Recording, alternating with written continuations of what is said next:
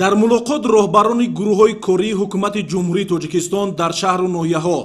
раисони вилоятҳо, шаҳру ноҳияҳо, роҳбарони федератсияи футбол дар минтақаҳои кишвар, роҳбарони бонкҳои давлатию тиҷоратӣ, инчунин намояндагони бахши хусусӣ иштирок намуданд. дар оғози мулоқот раиси маҷлиси миллии маҷлиси олии ҷумҳурии тоҷикистон,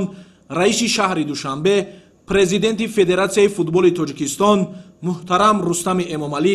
зикр намуданд, ки дар доираи нақшачорабиниҳо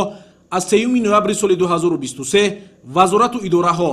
мақомоти иҷроияи маҳаллии ҳокимияти давлатӣ, ташкилоту идораҳо дар ҳамкорӣ бо федератсияи футболи тоҷикистон корҳои муайянро ба анҷом расониданд. дар мамлакат татбиқи барномаи рушди футбол дар ҷумҳурии тоҷикистон барои солҳои 2022-2026 бо маром идома дорад. дар натиҷаи тадбирҳои амалишуда барои рушди муназзами футбол дар кишвар шароитҳои мусоид фароҳам оварда шуд. аз дастовардҳои футболи тоҷик дар соли 2024 аз ҷумла ширкати тими миллӣ дар марҳилаи ниҳоии ҷоми осиё ва дар миёни 8 дастаи беҳтарини қитъаи осиё ҷой гирифтани он,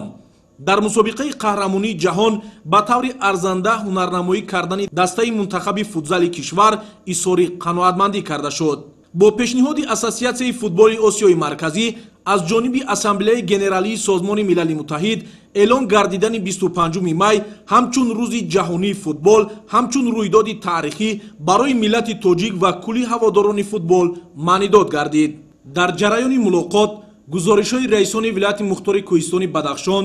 вилоятҳои Суғд ва Хатнон оид ба натиҷаҳои амалисозии дастуру супоришҳои мулоқот бо масъулони соҳаи футболи мамлакат аз 3 ноябри соли 2023 ва вазъи рушди футбол дар минтақаҳо шунида шуд.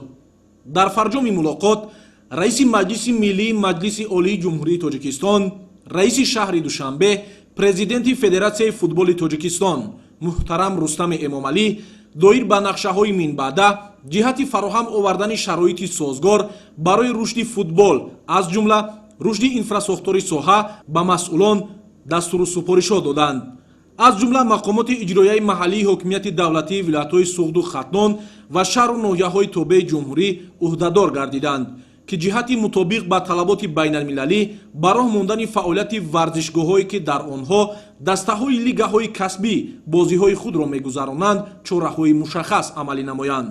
мақомоти иҷроияи маҳаллии ҳокимияти давлатии вилояти мухтори кӯҳистони Бадахшон вазифадор гардид, ки толорҳои варзишии ҳудуди вилоятро барои гузаронидани мусобиқаҳои дохилӣ омода карда ҷиҳати таъсиси мактаби варзишӣ оид ба футзал тадбирҳои дахлдор андешанд.